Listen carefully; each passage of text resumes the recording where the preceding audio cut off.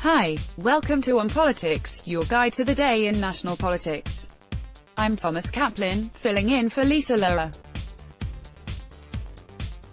Senator Elizabeth Warren of Massachusetts turned heads on Sunday with the crowd at her town hall in Seattle, some 15,000 people, according to an estimate provided by her campaign.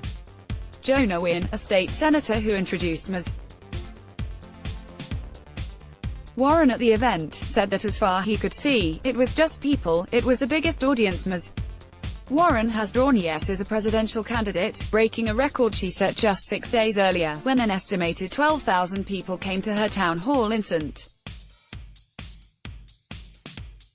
Paul. "I just think it's a sign that people are ready for change in Washington," Ms. Warren told reporters.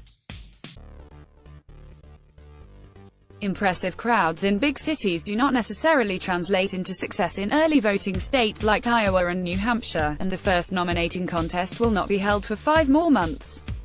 But they can indicate how a candidate is catching on with voters. Big crowds offered a sign of the interest in Howard Dean, the former governor of Vermont, during his 2004 presidential campaign, including an event in Seattle in August 2003 that drew somewhere in the ballpark of 8,000 to 10,000 people. Senator Bernie Sanders of Vermont drew enormous crowds during his 2016 presidential bid, including a similar turnout to Ms. Warren's when he visited Seattle in August 2015. He has also drawn big crowds in his 2020 bid, including 16,000 people in San Francisco, 15,000 in Los Angeles, 13,000 in Brooklyn and 12,500 in Chicago, according to his campaign.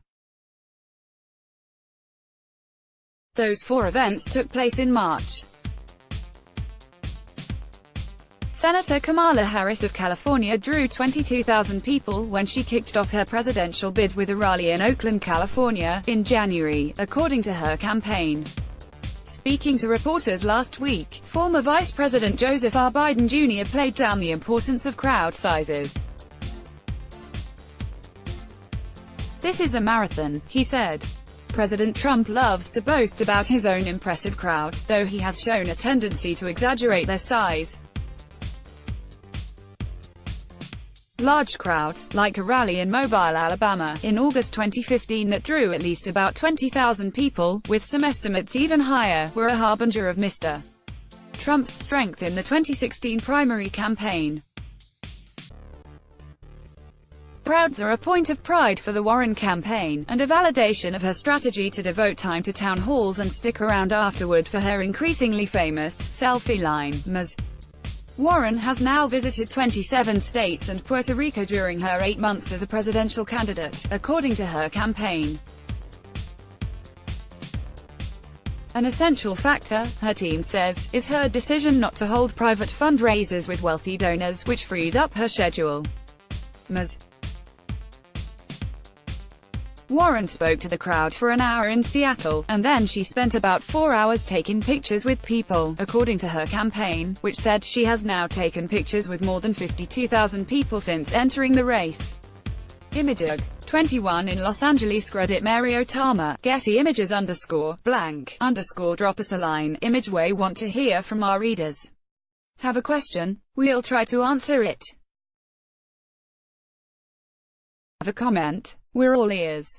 Email us at onpolitics@nytimes.com, _the changing clout of the NRA image. If New York Times analyzed all of the grades issued by the National Rifle Association to members of Congress since 2008, a measure of the breadth and depth of the group's support on Capitol Hill, and found that the group has significantly fewer allies in Congress than it did a decade ago, driven by the near-total severing of ties to Democrats.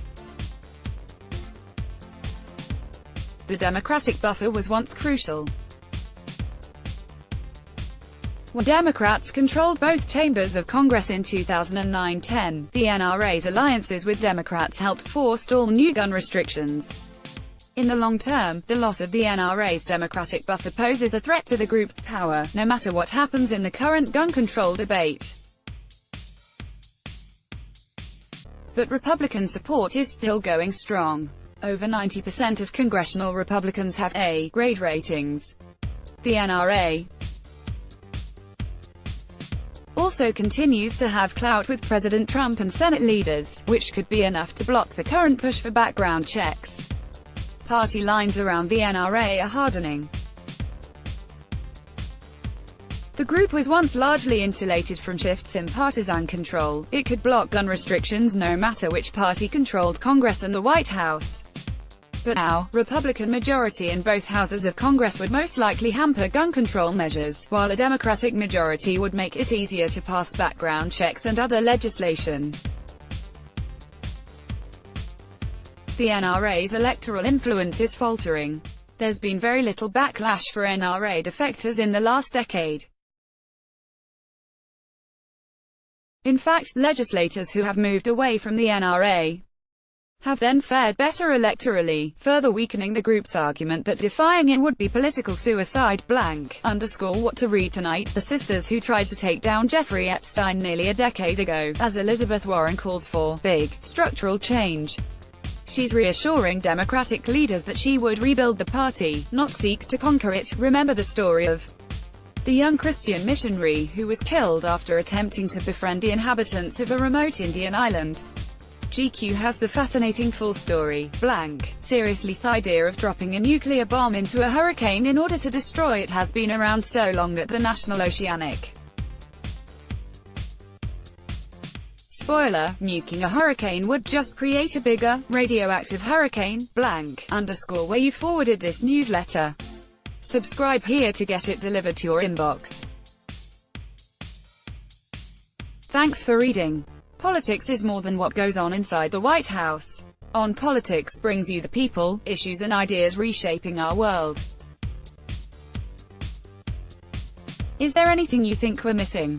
Anything you want to see more of? We'd love to hear from you. Email us at onpolitics@nytimes.com. Let's block ads. Why?